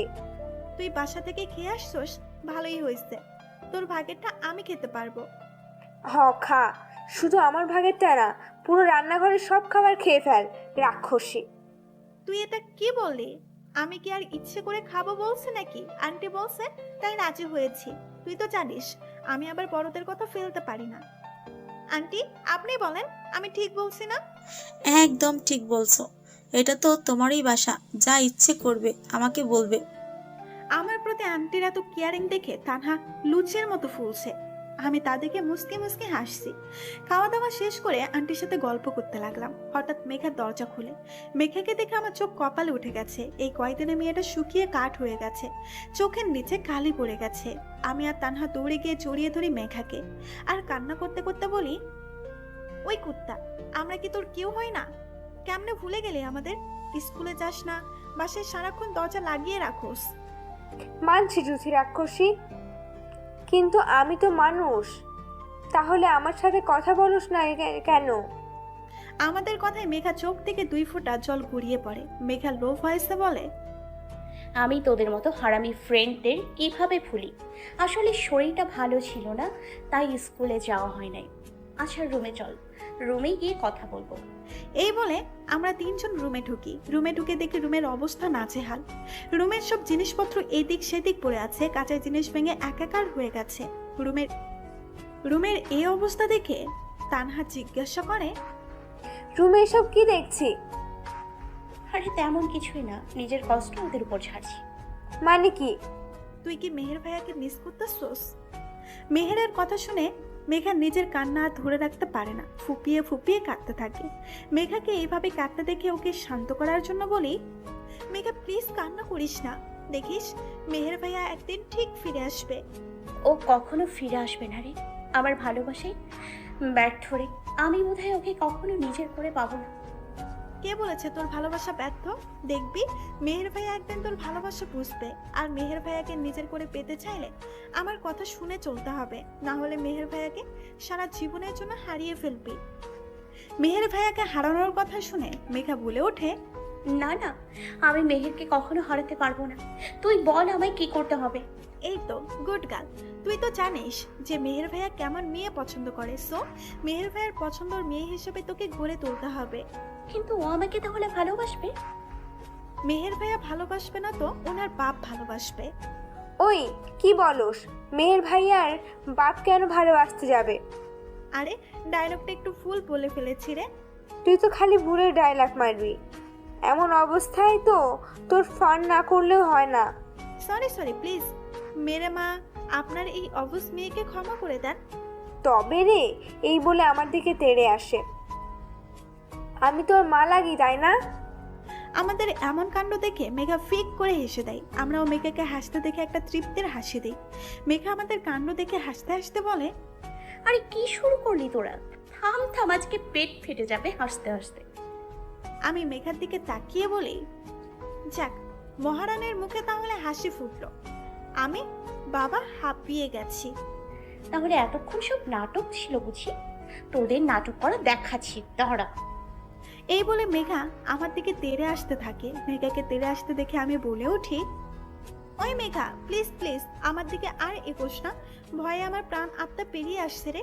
আমি আজকে অন্তত আগের মতো ধোলাই দিস না। হে আল্লাহ, তুমি আমায় রহম করো। আমি ভয়ে ভয়ে মেঘার মুখের দিকে তাকিয়ে দেখি মুখটা ফ্যাকাশে হয়ে গেছে, যেন রাজ্যের সব মেঘ এসে ওর মুখে ধরা দিয়েছে। আমি অবাক হয়ে জিজ্ঞেস করি, ওই মুখটা আমার বাংলার পাস্তার মতো করে রাখছোস কেন? না তেমন কিছুই না রে, আসলে স্কুলের কথা খুব মনে পড়ছে রে। আমি ওকে কাঁদতে দেখে দৌড়ে ওর কাছে যাই আর বলি, মেঘা প্লিজ এইবার ভেঙে পড়িস না। তুই এভাবে ভেঙে পড়লে মেহের ভাইয়াকে পাওয়ার আশা ছেড়ে দে।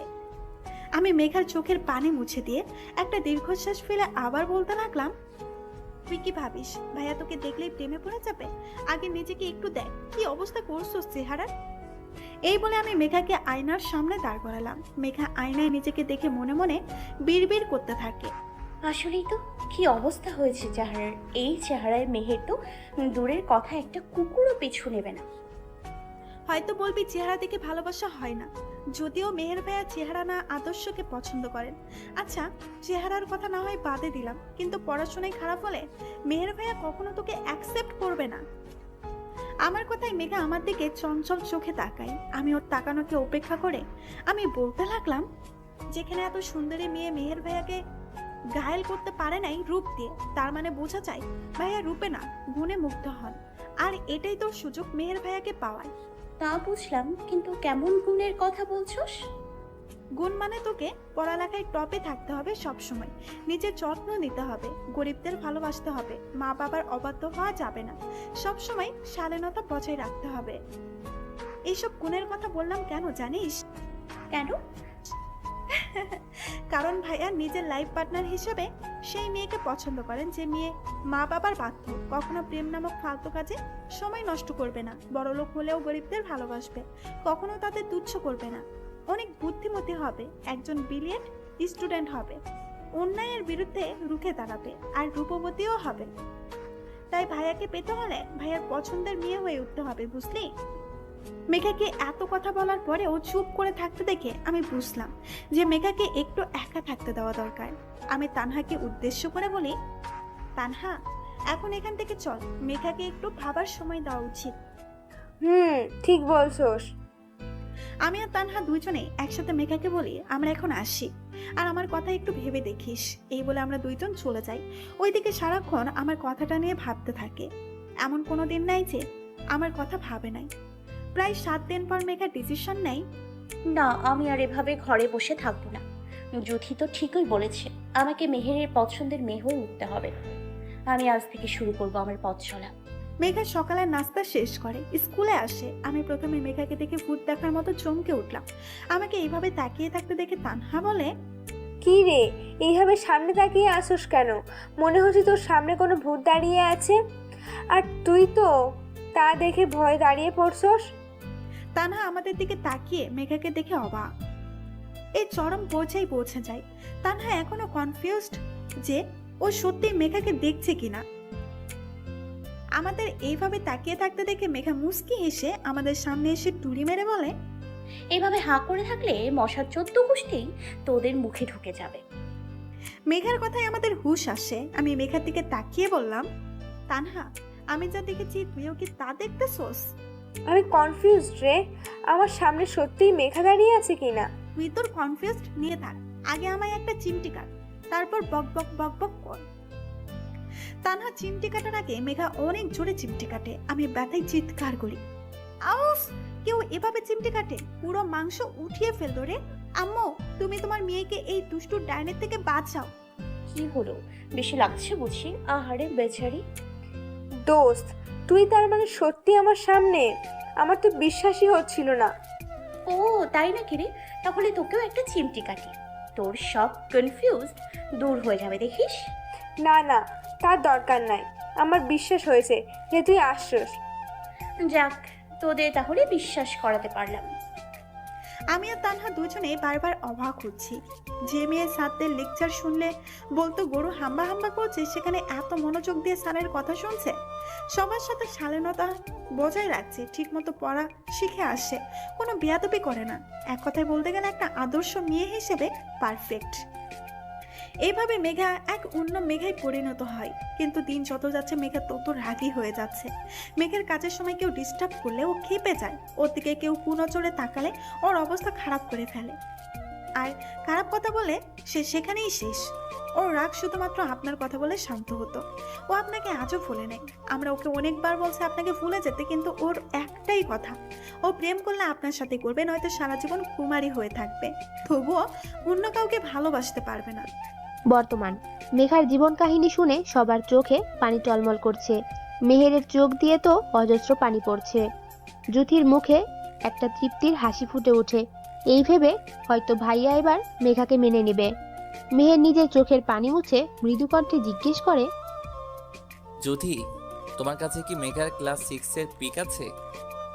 মেহেরের কথা শুনে জ্যোতি অবাক। স্যার মেঘার এত আগের পিক কেন চাইছে? মেহের আবার বলে, কি হলো, পিক আছে তোমার কাছে? হ্যাঁ হ্যাঁ স্যার আছে। ওকে, তাহলে ফোনটা বের করে পিক দেখাও আমায়। মেহেরের কথায় পুরো ক্লাসের স্টুডেন্ট অবাক। জ্যোতি আর তানহা তো অবাকের শীর্ষমুখী।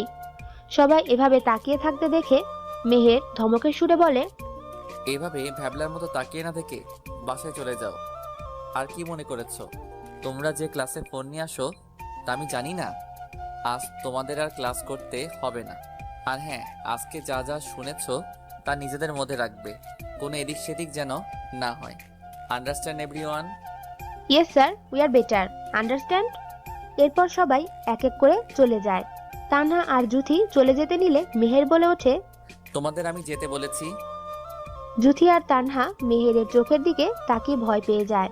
জ্যোতি ভয়ে আমতা আমতা করতে করতে বলে, না হ্যাঁ স্যার, আপনি তো বলেছিলেন, আর আজ ক্লাস করতে হবে না, সবার ছুটি, তাই চলে যাচ্ছিলাম। আমি যাতে তোমাদের সাথে আলাদাভাবে কথা বলতে পারি তার জন্য এত রিস্ক নিয়ে ক্লাস ছুটি দিয়ে দিছি, আর তোমরাই চলে যাচ্ছ? সরি সরি স্যার, আসলে আমরা বুঝতে পারি নাই। আরে রাখো তোমাদের আসল আর নকল, আগে মেগার ক্লাস 6 থাকতে পিক দেখাও। জ্যোতি ভয়ে তাড়াতাড়ি ফোন বের করে দেয়। ফোন হাতে নিয়ে মেহের রাগী চোখ দিয়ে জ্যোতির দিকে তাকায়। জ্যোতি ভয়ে ভয়ে বলে, কি হয়েছে স্যার?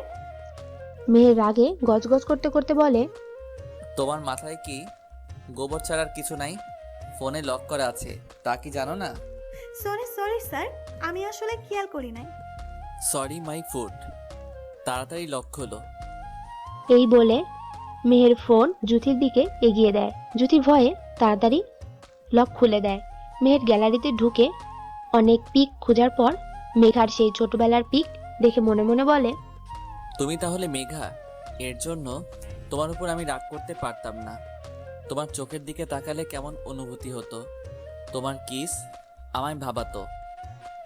আমি আর তোমাকে দূরে রাখবো না, শীঘ্রই আমি তোমাকে আমার ঘরের বউ করে নিয়ে আসবো। তবে আমি জানি তুমি আমার সহজ কথায় রাজি হবে না, তাই মেহের তানহা আর জ্যোতিকে উদ্দেশ্য করে বলে, এখন তোমরা বাসায় চলে যাও। আর আমাকে যে মেঘার ব্যাপারে বলছো তা যেন মেঘা ঘুণাক্ষরেও টের না পায়। মেহের কথার জবাবে জি স্যার বলে ওরা চলে যায়। মেহের স্কুল থেকে বেরিয়ে বাসায় চলে যায়। ডিনারে মেহের তার বাবা মাকে উদ্দেশ্য করে বলে, বাবা মা, তোমরা তো চাও আমি বিয়ে করি, তাই তো? মেহেরের কথা শুনে মেহেরের বাবা মা অবাক হয়ে যায়। মেহেরের মা বলেন, বাবা তুই ঠিক আছিস তো? তোর শরীর টরীর খারাপ করলো না তো আবার? মায়ের এমন আচরণ দেখে মেহের গম্ভীর গলায় বলল, আমি একদম ঠিক আছি, এইসব ফালতু কথা বাদ দাও তো। আমি যা বলছি শোনো। আমি এতদিন বিয়ে করতে চাই নাই, কারণ আমি আমার মেঘ পাখিকে ভালোবাসতাম বলে। কিন্তু জানো, আমি লন্ডনে চলে যাওয়ার 5 বছর পর দেশে ফিরে মেঘকে অনেক খুঁজছি, তবুও পাই নাই। শেষমেশ ভাবি মেঘ নিশ্চয়ই তার স্কুল বদলাবে না। এই বিশ্বাসে আমি ভার্সিটিতে জয়েন হই, শুধুমাত্র আমার মেঘ পাখিকে খুঁজে পাওয়ার আশায়। আজ আমি আমার মেঘ পাখিকে খুঁজে পেয়েছি, আর আমি ওকে অনেক ভালোবাসি, তাই এই সপ্তাহে ওকে বিয়ে করতে চাই। মেয়ে নিয়ে তোমাদের চিন্তা করতে হবে না, কারণ মেয়ে আমার মনের মতো। আর তোমরা তো আমাকে চিনোই, আমার রুচি কেমন তাও জানো। কাল তোমরা মেয়ে দেখতে যাবা। মেহেরের বাবা মা দুজনেই অবাকের চরম পর্যায়ে পৌঁছে গেছে। তারা একটু আঁচও পেল না যে তার ছেলে একটা মেয়েকে ভালোবাসে। ছেলের মুখে বিয়েতে রাজি হওয়া আর এমন ভালোবাসা দেখে তারাও রাজি হয়ে যান। এইদিকে মেঘা সারাদিন রুমের দরজা লক করে কান্না করতে থাকে, আর মেহেরের 14 গোষ্ঠী উদ্ধার করে ফেলছে গালি দিয়ে। কান্না করতে করতে কখন যে ঘুমিয়ে পড়ছে নিজেও জানে না। ঘুম থেকে উঠে দেখে 10টা 23 বাজে। মেঘা আস্তে আস্তে সব মনে করার চেষ্টা করে। মেঘার সবকিছু মনে পড়েও যায়। মেঘা বলে, শালা খবিশ, কুত্তা, বিলাই, হনুমান, কচ্ছপ, হারামি, তোকে আমি সামনে পেলে আলুর ভর্তা বানিয়ে কুকুরকে খাওয়াতাম। তোর জন্য আমার এখন খিদায় পেট ছুঁই ছুঁই করতেছে। আমি বাবা আর সহ্য করতে পারবো না। উঠার জ্বালা। যাই ফ্রেশ হয়ে গিয়ে দেখি কি রান্না করছে। এই বলে মেঘা তোয়ালে নিয়ে ওয়াশরুমে চলে যায়। অন্যদিকে মেহের নিজের পার্সোনাল নাম্বার থেকে মেঘাকে ফোন করে। মেঘা ওয়াশরুম থেকে বেরিয়ে দেখে ফোন বাজছে। মেঘার কারো সাথে কথা বলার এখন ইচ্ছে নাই, তাই ফোন রিসিভ করে না। এই বলে মেঘা রুম থেকে বের হয়ে যায় খাবার খেতে। প্রায় 10 কল দেওয়ার পরও কল রিসিভ না করায় মেহের মেসেজ লিখে সেন্ড করে যে, এবার কল রিসিভ না করলে আমি তোমার বাসায় আসতে বাধ্য হব। তবুও কোনো রেসপন্স না পেয়ে মেহের কপট রাগ নিয়ে গাড়ি ড্রাইভ করে মেঘার বাসায় যাওয়ার উদ্দেশ্যে। অন্যদিকে মেঘা খাবার খেয়ে নিজের রুমে এসে ফোন হাতে নিয়ে দেখে আল্লাহ, এতবার কল দিছে কেন খবিশটায়? নিশ্চয়ই সরি বলার জন্য ফোন। কুত্তা, বিলাই, হনুমান, কচ্ছপ, হারামি, তুই ফোন দিতে থাক, আমি রিসিভ করবো না, তখন বুঝবি মজা। আমার দেখি মেসেজও দিছে।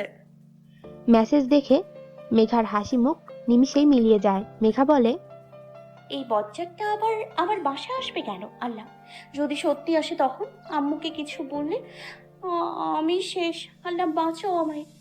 মেঘার ভাবনার ফাটল পড়ল কলিং বেলের শব্দে। কলিং বেলের শব্দ শুনে মেঘা আরো ভয় পেয়ে যায়। এখন আবার কে এলো? হোসেন না তো? আল্লাহ, তুমি আমায় রহম করো এই হোসেনের থেকে।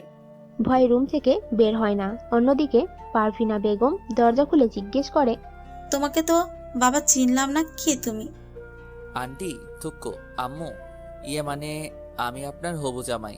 পারভিনা বেগম অবাক হয়ে জিজ্ঞেস করেন, মানে? আম্মু তুমি খুব পচা। কেউ তার হবু জামাইকে বাহিরে দাঁড় করিয়ে রাখে, ভিতরে যেতে দিবা না? আরে কি আজব, চিনি না অথচ বলতেছো আমার জামাই। আচ্ছা আম্মু, আমাকে চিনতে পারছেন না তো? আমি হোসেন, আপনার মেয়ের ভালোবাসা। এবার তো ভিতরে ঢুকতে দিবেন। পারভিনা বেগম এবার কিছু জিজ্ঞেস করেন না, কারণ জানেন যে তার মেয়ে হোসেন নামের একটা ছেলেকে পছন্দ করে। পারভিনা বেগম কফি নিয়ে এসে মেহেরের পাশে বসেন। মেহের কফি খেতে খেতে পারভিনা বেগমকে সব কাহিনী বলেন। পারভিনা বেগম বিয়েতে রাজি হন। তারপর জামাই প্লাস শাশুড়ি মিলে অনেক হাসাহাসি করে। অনেক হাসাহাসি শব্দ শুনে মেঘা বলে, কি ব্যাপার, এত হাসতেছে কারা? তার মানে কি হোসেন আসে নাই?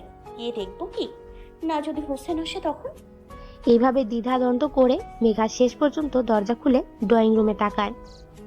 ড্রয়িং রুমে হোসেনকে দেখে যেই দরজা আটকাতে যাবে অমনি পারভিনা বেগম বলে ওঠে, কিরে মেঘা, ওখানে দাঁড়িয়ে আছিস কেন? এদিকে আয়।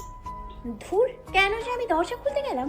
এখন কথা না শুনলে তো সন্দেহ করবে, তার থেকে ভালো যাই। এই বলে মেঘা পারভিনা বেগমের পাশে এসে বসে। পারভিনা বেগম ওদের মনোমালিন্য দূর করার জন্য কাজের ছুতো নিয়ে চলে যান। পারভিনা বেগম চলে যেতেই মেহের বলে ওঠে, ভালোবাসো আমায়? বিয়ে করবে আমায়?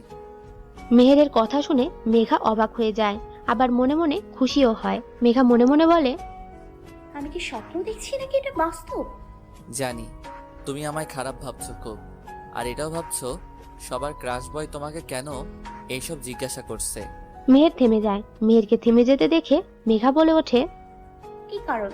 মেঘার জানার কৌতূহল দেখে মেহের মুচকি হেসে বলল, কারণ এই যে আমি তোমাকে তোমার প্রেমে পড়ার 1 মাস 13 দিন 7 ঘন্টা 23 মিনিট আগে থেকে আমি ভালোবাসি। অতীত একদিন তুমি একটা ছেলের হাত মুচকে দিয়েছো তোমার হাত ধরার কারণে। তুমি ওকে লাঠি দিয়ে প্রচুর পিটাও আর বলতে থাকো, তুই জানোস আমি তোকে পছন্দ করি না, তবুও তুই আমার পেছনে ঘোরস। অনেকবার ওয়ার্নিং করেছি, মানুষ নাই। আমি কোনো ঝামেলা করতে চাই না দেখে তোকে এতদিন সহ্য করেছি, কিন্তু তুই আজ সীমা লঙ্ঘন করে ফেলছস। তুই দেখছস আমি তোর প্রপোজ অ্যাকসেপ্ট করি নাই, কারণ তোকে একবারও ছেড়ে দিয়েছিলাম, কিন্তু তোকে আমার ছাড়া উচিত হয়নি। তোর সাহস খুব বেড়েছে, তুই আমার হাত টাচ করছস। ছেলেটার এমন বেহাল অবস্থা দেখে একটি মেয়ে এসে বলে, মেঘু চল এখন, ছেলেটাকে পরে দেখে নেব, ক্লাসের সময় হয়ে গেছে। যা মার দিছি অন্তত আর পেছনে লাগবে না, আবার আসলে আর বাঁচবে না। এই বলে তুমি চলে যাও। আমি তোমার সেই রাগী চেহারার প্রেমে পড়েছিলাম। তোমার অন্যায়ের বিরুদ্ধে রুখে দাঁড়ানোর দৃশ্য আমাকে ক্ষত বিক্ষত করেছে। আমি তখনও বুঝি নাই আমি তোমাকে ভালোবাসি। যখন আমি এসএসসি পরীক্ষায় A+ পাই, বাবা মা আমাকে লন্ডনে পাঠায়। ওখানে যাওয়ার পর তোমার প্রতি আমার ভালোবাসাটা বুঝি। তারপর থেকে প্রতিদিন তোমার কথা ভাবি। এইভাবে 5 বছর কেটে যায়। দেশে এসেও তোমাকে আমি প্রচুর খুঁজেছি। জানো, তোমাকে আমি যখন প্রথম দেখি তখন আমার মেঘ পাখির কথা মনে পড়ে যায়। ও ঠিক এভাবে গালি দিত। তারপর আবার তুমি যখন ফুচকাওয়ালার টাকা ছেলেগুলোর কাছ থেকে নিয়ে নিলে, তোমার সব স্বভাব চরিত্র আমার মেঘ পাখির সাথে মিলে যেত। এমনকি তুমি রাগলে তোমার চোখে যে অনুভূতি ছিল তা আমার মেঘ পাখির মাঝেও ছিল। আমি তো মাঝে মাঝে ভাবতাম তুমি আমার মেঘ পাখি নও তো। তারপর আজ জ্যোতি যখন বলল তুমি আমাকে ভালোবাসো, তুমি কি কি করতে সব যখন আমি জানি, তখন আমার মেঘ পাখির আচরণের কথা মনে পড়ে যায়। আমার মাথায় একটা কথা আসে, তোমার ছোটবেলার পিক দেখলে আমার সব কনফিউজ দূর হয়ে যাবে। তাই জ্যোতিকে বলি তোমার ক্লাস 6-এর পিক দেখাতে। তোমার পিক দেখে আমি এবার শিওর হয়ে যাই মেঘা তুমি আমার মেঘ পাখি। মেঘা, আজকের কাজকর্মের জন্য আমি লজ্জিত। আমাকে কি ক্ষমা করা যায় না?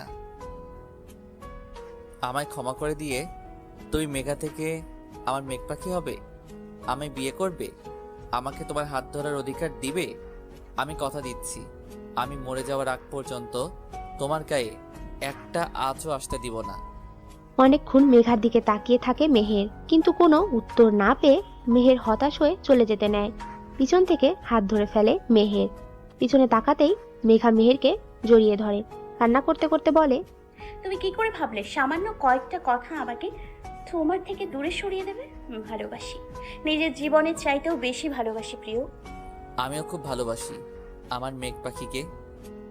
কিছুদিন পর মেঘা আর মেহেরের বিয়ে হয়ে যায়। এখন তারা জমিয়ে সংসার করছে। আপনারা আবার তাদের সংসারের দিকে নজর দিবেন না, দোয়া করবেন তাদের জন্য।